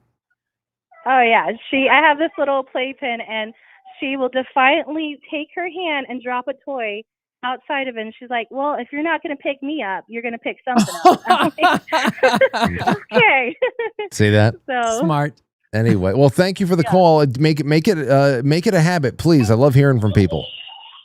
Of course. Thank you guys. You All guys right. have a great night. You too, and happy 4th of July. Yeah, happy Independence Day, I should say. it's true. That's true because that comes first. That comes first on the 2nd. That's right. We learned that from Chris Ann Hall, or at least I did. Let me see. Amethyst Cat. Hello, Frank and Jamuga. Hello. Corey J. To the best show on the planet, a wee bit of gold to up my raffle chances. Bit of gold. Yep, raffle chances going up. Rook Castle says a woman with advanced Alzheimer's who hadn't spoken in years regained speech and memories after taking psilocybin. I saw that. That was reported on I saw Fox circulating that. Interesting. Yeah. I'll have to look into that. I know. I actually saved the headline today. I was going to send it your way. Lynn, thank you. Scott, 17, thank you. Mrs. Flying Bulldogs, thank you. Scott again says, wife suffers from trigeminal neuralgia. Pretty shitty disease, to be honest. What is that, Jay? If I remember correctly, it's like shooting pains in the jaw, almost like it's not like lockjaw, but it's like that kind of the trigeminal nerve, I believe. Oh, I'm going back to anatomy and physiology class, but yeah, that's like chronic neck and jaw pain. Yeah, I'll tell you, anything can go sideways. Yeah, any little thing. JR, thank you so much. Mulberry says Kid Rock would be awesome for that concert. He would just be a given. Yeah, that's what I was saying. So I put together, again, AI put together, and this is obviously I didn't say anything about politics, so you got to put that aside. But this list, the headliners, main stage: the Eagles, Foo Fighters, Pearl Jam, and Red Hot Chili Peppers. Pretty cool. Classic rock, Heritage acts. So check this out. I didn't even think about this one. So Aerosmith, Leonard Skinner, ZZ Top, Creedence, Tom Petty, and the Heartbreakers. A tribute with the surviving members singing things like American Girl or something. That would be cool. Fuck. Because Tom Petty, obviously, he would have done it, but how cool would that have been to do like a tribute to Tom Petty? And also, that I didn't even think about that. If only 250 arrived in 1998. I know. And then like later on, they had things like, they had Green Day, the Black Keys, Imagine Dragons, crossovers with special guests, Beach Boys, Grand Funk Railroad, yeah, man, I don't know. It would have been so easy to do in some amazing way if most of these artists could get their heads out of their asses, or if they also had better planners. Yeah. Paulie 9363, thank you so much for the fleets, my friend. TSC 90 says raffle night. You're in. I already put you all in there. Mulberry says Metallica would be great as well. Mm-hmm. They would definitely do it. Andrea D says good to see you all last weekend. I never had too much steak before. Guys, I told you, everybody at home, I was like, listen, if you're in driving distance, you trust me, $100 is nothing. You are going to eat 2 times that amount in steak alone. Forget about everything else, the sides, everything homemade, everything J Gulinello approved. Every dipping sauce was, from 1,000-year-old olive groves, and then we have to have the ice cream truck show up. I mean, come on, you got to have the ice cream truck because it's quite frankly event first and foremost in partner with Health Reclamation Project. If it was Health Reclamation Project's retreat, you're not going to see Dom, the ice cream truck driver, show up. No, you're probably going to see homemade ice cream at a retreat, though. Which will be just as good because I'll tell you. Absolutely. When I went to Martha's Vineyard for your September retreat in 2024, you brought out, I think on the second night, I think the first or the second night, I don't know what the hell it was, but you brought out a flourless chocolate cake for dessert. Oh, yeah. And it came out at like 8:30 at night. I was like, are you sure I can eat this late? I was like, listen, we're breaking the rules. We're breaking the rules. Yo. It was good. I still think about that flourless chocolate cake. Yeah. I mean, that was just so damn good. So, I mean, it's not like you go to a retreat with Jay and Jenny and all that stuff, and you're chewing on eucalyptus leaves. You might, but not. also, no. I mean, the idea is to show you that truly nourishing, healthy foods can also be delicious, and that's what the whole weekend is about. I mean, you remember, Frank? Remember what it was like to wake up every morning in that house? Right? I always say, specifically in that house, because we're all sleeping in the same house and the kitchen's below everybody. So when you come down in the morning at whatever time, it always smells like Thanksgiving, right? Like something is cooking. Especially with the tallow in the air. Right. Constantly. So your breakfasts, any snacks, every meal, desserts, spare no expense, truly, actually. And also you realize that these things, now you're not going to be able to do all that. We had an amazing chefs there the whole weekend. But if you latch onto one thing you really want to do, like that flourless cake, you can ask them and be like, hey, how do I make this? They'll sit. I mean, we sat there and talked to Nick and Anthony the whole weekend. Yeah. They would come with us and do cold plunges. They would do, so the idea is that you get exposed to different things, and then you can also learn and take some of those things home with you, even if it's just one or two things. So yeah, you eat well when you're at those retreats for sure. Yeah, you do. You eat well everywhere. Hey, Let's take another one right here from John. John, you're on the air. Frank and Jay, nice to talk with you tonight. It's great to hear from you. Go ahead. Hey, I just had to share with you and the gentleman that was talking about his wife having what they call the suicide disease, the trigeminal neuralgia. Last night, we just happened to see a story when we're in Cleveland about University Hospital performing the first surgery to treat this syndrome, this issue. And it was extremely successful. The woman was in terrible pain since 2020, which I think we can put together what can lead to this problem. But she had constant pain to the point where, and nothing affects it, like no opiate, no drug. So this doctor was able to perform a surgery, and she's had unbelievable success. I think it was the first one, but it was a story that we just saw last night, and I just wanted to share it with you guys so that maybe it's something you could look into. Yeah. Well, please, if you can find me the link, then I can drop it in the Telegram and on the Twitter or something in case people can take a look at it and maybe who knows. If you just do a search of neuralgia with University Hospital, it'll be the first one. It's channel 19. Is the one that did the story. So. Well, thank you for the update. Hopefully it helps. Yeah, well, okay. You know what? Anything that gives people hope and something to look forward to. Thank you, sir. Yeah. Yeah. That's any time that you're told, well, this is just the way it is. That's the worst thing. I don't know. I don't never want to hear that shit. No, there are things. I mean, it's incredibly complex and also incredibly painful. So just trying random things is also challenging for people. But I had a few people that dealt with it, but I'm definitely interested in looking up this surgery because I'm kind of curious what they did aside from severing the nerve altogether. But yeah. Let's take a call from Elizabeth. What's going on, Elizabeth? Hello? Elizabeth? Hi. Liz? Has left the building. Don't get shy now. All right. Well, she left. She left us. Carmenina says, happy Thursday, Frank and Jay. Tell me about the tomato salad. The tomato from the event? Well, that was the one thing that we outsourced. Mm-hmm. I said, I want to have the tomato salad from Longo's Park Deli. Good. Here in town that I have grown up eating, and it's my favorite tomato salad. I go in there, I'll get a large tomato salad, make sure they put a little bit extra juice in there, and man, I'll go home and it'll just be with every meal, a little bit of the tomato. It's just with the onions and the scallions and garlic, and it's fantastic, and it's so juicy. Mm-hmm. And man, you have yourself a nice heel of bread there. Sourdough or whatever the hell it is, and you just mop that up, and damn. We ate it at your place that day with just steak, mozzarella balls, and the tomato salad. That was the bocconcini. What a combination. What a flavor combination. So good. Steak, pile of bocconcini, and some tomato salad, and we were all. That's it. We're just planning that. We were about maybe 3 or so weeks out from the event, and we were just planning the last things there, having a steak. In fact, we streamed right before. Yeah. We did that. We were Okay. trying to get a founding father that night. I Yes. tried so hard. Gosh, we were trying. We We're trying to get Ben Franklin to show up. I know. We wanted to have a Ben Franklin there, and it just didn't happen. Twisted Clowns say Jackson with his nephew doing the cover. Ooh, Michael Jackson with his nephew. Yeah, he's the one who played him in the movie. Yeah, could be. Let's take another call from Elizabeth. Let's see if this works now. Liz, you there? She stood us up again. She's scared.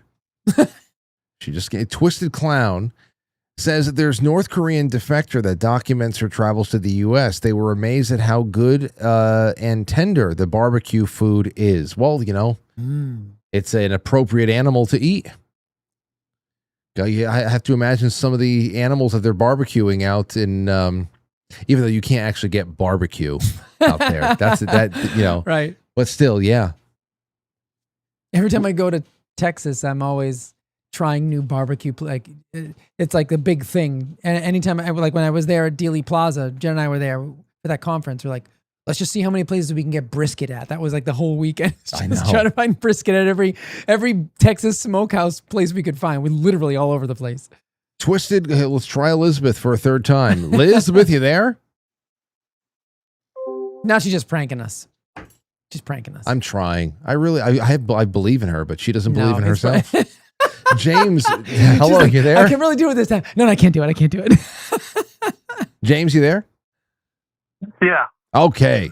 Hello, Frank? Hello, yes? You there, Frank? Are you? Yeah, I'm here. Okay. Great. So what do you got? Yeah. I got two people I think would be great. It would be Ted Nugent. Oh, yeah, he would do it. And Hank Williams Jr. Ooh, okay. Okay. Ted Nugent, that would be nice. Americans you can get, and I think they'll be, be great for the show. Yeah. They'd be into the show, in other words. Mm-hmm. I'm with you. I'm with you on that All one. right, That would be good. Thank you for the call. Let's have a great night, huh? Yeah, you too. Thanks for the show. Absolutely. This is great. We're building quite the show. This is like... You think about this is a good lineup. So James just called in right now, and we have a couple other great calls. We generated a few ourselves. We'll be off air in 15 minutes. We only really started talking about this about 45 minutes ago. And how long have they known it was America's 250th birthday? The election was even if just Trump alone is the election was 2024. If you gave us like big boy budgets, committee money, like if we were the America 250 concert committee and we had a budget, they should have turned this. Forget over to about us. it, man. They should have turned this over to us. Look what we just did in 2.5 months. What a mistake! Everybody went home with so much steak. They're still eating it. That's right. You see, I actually think I still have some steak in my refrigerator. I was fasting today, so I didn't finish it. I actually think I have some steak still in the fridge. So yeah, right. I mean, we would have killed it. Carmenina, thank you. Twisted Clown again says that was the North effect. Oh, silver is like crack to me. Twisted Clown a third time. JDBGQ1 says hi ho silver. JDBGQ1. I hope I got that right. Ray Sedeno or Ray Sedeno? RACEDENO. Yeah. Sedeno. Coconut Fun. Question for Jamuga. What are your thoughts on coffee enemas to help the liver's toxic load? According to the Gerson therapy, the caffeine travels up the portal vein, signals the liver to release its load into the colon. So I think they're good, and I think they can be useful once in a while. I think you have to be careful because I've seen some people come to me using them too often. Enemas in general, because they don't have any kind of regularity. So that would be my only concern. And there is a lot of evidence to support, the polyphenols. I mean, essentially you're also manipulating the gut microbiome, and that could be a positive thing. But I would use it sparingly. I think sometimes we think, it's pretty common in functional medicine as well, to constantly think that we have to support the liver. And while that it can be true, it's also not totally true. In other words, the liver is sort of like its own self-cleaning organ. So if liver enzymes are off, or there's some kind of a reason to believe that the liver needs some external forces, then I think that's a great option. I think just doing it indiscriminately, like people do daily supplements, I think that might be more problematic. You know, I have a little bit of insight into this here too. One time I interviewed a guy named Nick Gonzalez, and if you were to research his name out there, he would be lumped in with people probably like Stanislaw Brzezinski and anybody else, Dr. Bernardo, anybody else who would be treating cancer in a way that would be considered unconventional. Now, Nick Gonzalez is a little bit more unique in the way that out of most of the people who have dabbled with the alkaline diets or and a number of other detoxifying approaches to get the body back into like homeostasis, Nick Gonzalez was a Western trained doctor and just did not see any kind of good utility to what his training was forcing him to recommend, no doubt one way or another. So he was taking his Western training and just going another direction. And he's been dead for a little while now, but I remember some people that were on our network back when we were still at the first studio on ZenLive.tv, and Nick Gonzalez was one of their guests that night, and I was there engineering. I got to sit in and ask some questions too, and he took a mostly nutritional. I wish I knew more about what he did. Maybe there's some stuff out there, because I think you would have jived with him. A lot of it was nutrition based. A lot of it was also mindset based. Like he was very, very adamant about a person's mindset into how they're giving themselves over to this, because he treated pancreatic cancer in particular. Oof. Yeah. And I remember the coffee enemas were a huge part of the passing of this stuff. And I just thought it was just, it was interesting. And I guess I wish I had a new set of ears to go back in time and listen to those interviews, because who the hell knows? And to just go a little bit deeper on that, it's definitely, once you've reached a pathological state, that's when things like that can have even more utility. So again, I think in general, they can be helpful sparingly, but I think once you've gotten to the point where now the liver is incapable of doing the job that it is supposed to do, that's when exogenous something like a coffee enema could be beneficial. I mean, but again, the liver has its own phase 1 and phase 2 detoxification methods, and if everything's functioning properly, everything should be taken care of. But we don't live in a world where things are usually allowed to function properly. So whether it's medication induced or lifestyle induced or environmental or a combination of all three, sometimes the liver does need help. But I always am very careful about that, because, people will talk all the time about, like, I know people who do, like, I'm doing a juice cleanse, I'm doing it. It's like, okay, do you know that you need that? Or you know what I mean? Like, it's just like a trendy thing, right? But coffee enemas actually do have a lot of research behind them, and they can be beneficial for people who are healthy, but they definitely can be beneficial for people who have that liver pathology, and you need a little bit of a boost to get the liver, because the liver also is an organ that regenerates, which is amazing. Yeah. So, to get that thing working again, to help the body function properly, I'm all for anything like that. So, yeah. We got to talk about teeth regeneration one night. Teeth regeneration? We got to, there's a few things I've seen we have to talk about one night.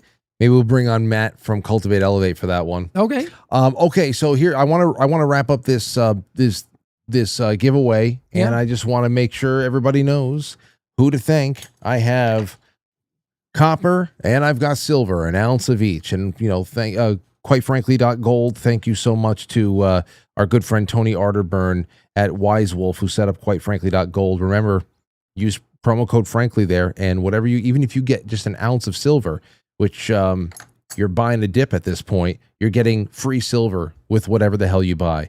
Botanical chocolate from yescacao.com. Ooh. These are the wild balls. They're just fantastic. It's Aurora's favorite snack now. And then just one more big thank you to our good friend Dean out there and his wife Jen. They started tallow and tend skincare.com.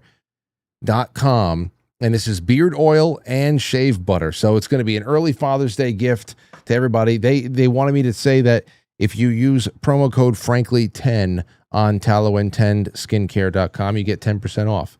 And we did it this week so that if you did buy something from them, they'll have more than enough time to get it to you by Father's Day, which is next Sunday. Okay, let's see. NX17 said, I had a piece of flowers chocolate cake from a baker in Charlottesville. Will you guys discuss the lymphatic system sometime? Sure. Sure. Let me see. Corey J, Set the Charge, and Band of Heroes would play. We would play. Yeah. I'd put together a nasty set with the guys. Sure. Yeah. Deansy says, best show on the intertubes. Much love, Frank and Juanito, the food Nazi. And no food for you. Come back 1 year. Amethyst Cat. And then JR at the Lake with the last 2 cookies. Okay. That is all. No more. That is all. Okay, so over the course of this week, we've had 116 entries. Some of them are duplicates and triplicates or quadruplicates. It's okay, because the big thing is we have something fun to give away, and the show makes a little bit of much needed production money, and we all have fun. And let's see. Jay, can I have a drum roll, please? And Icebox over on Pildwin, but I'm going to be giving away a second now. Ooh. I'm going to be I have 2 Polaroids I have to take, and I forgot the camera, so I'll take that afterwards. So there's a Polaroid that's going in here, but I'm going to give away a second Polaroid. With snap that, write your name on it, with an additional chocolate and a copper round. Ready, Jay? Ooh, okay. I'm just throwing one in and go. Safety Net 820. I know that name. Okay, so both of you guys better get in touch with me. You or have, else I'm taking your chocolate and your money. Seriously. you have by Saturday night, because I want to get these in the mail over the weekend. I don't like things, and you can ask anybody. Fulfillment is quick with me. So there's that. All right, Jay. Yeah, we're gonna bring some fun stuff over to the flip side. I want to do a poker face test with you. Gonna fail. I'm gonna fail too, but we'll see. We're gonna do a couple of fun things on the flip side. Give everybody a nice plug for Health Reclamation Project. Yeah. We just did it. We were doing a live this evening at healthreclamationproject.com. We were doing a live and we came in and visited Frank. So when you join what we do, everything that we do is educational, but we also have a whole clinical side. So you can come in just to learn, or you can also come in if you want your labs analyzed, or if you want, to set up a strategy for the years ahead and all your health span. So go to the healthreclamationproject.com, just go to the membership section and join us. And I think you can use the code Frankly. That's like an ongoing code that we have now, because everybody that is part of this audience was part of how we and why we founded this company. And the more it grows, the more we'll be able to do for you guys. So go over there, check it out. You get, the list of things you get is growing every day. Jen and I are trying to put that together. So, and then if you want to follow me on socials, what I'm using mostly right now is perpetualhealth.substack.com. And I'm doing writing there at least once a week. So those are the 2 places you can find me. Reach out, touch someone, touch Frank, touch me, do it all. Well, all I'm gonna say is like the show, comment, get it out there. Thank you so much. I would really love to have a few of you guys and gals who have not become sponsors yet, but we're thinking about it, to become a 1985 Station ID sponsor. I'm trying to sell those. I just realized how few people are in those on both Subscribestar and Patreon. Would love it. Patreon, I'm just trying to get a lot more people over to Patreon right now who are new. Where if you're already on, just stay where you are. You get all the perks in the world. If you want specialty tiers like this, like thing a little bit more, having some fun with pen pals and all that other stuff, Patreon's the place to go.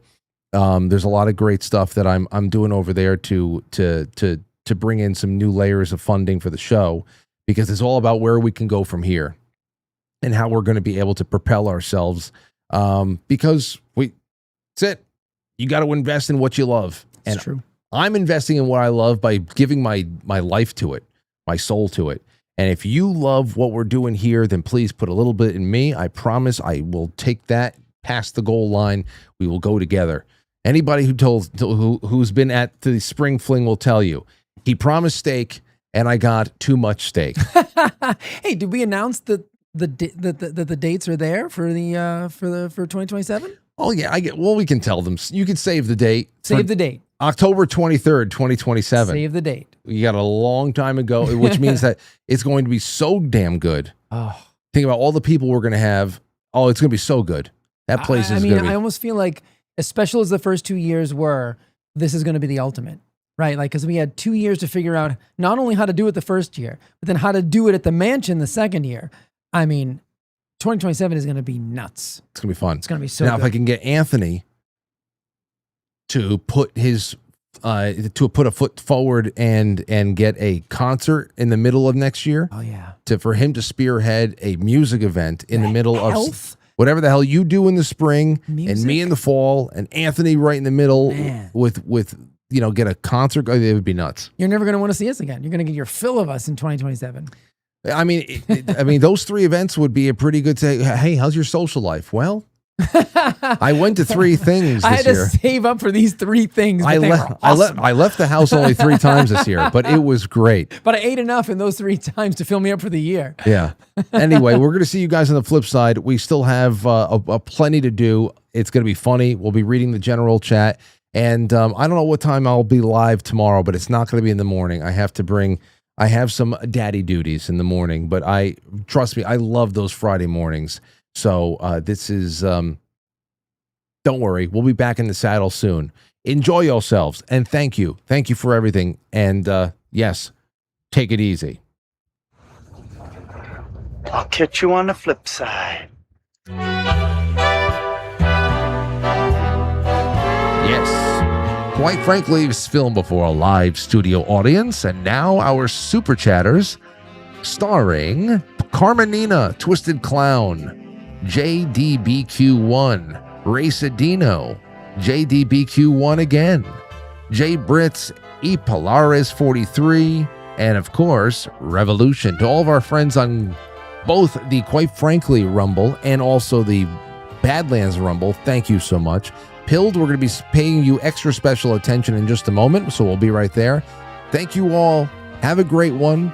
And yeah, I'm putting the links to the flip side in the chat right now. Come join us. If you can't find the links, go to quitefrankly.tv.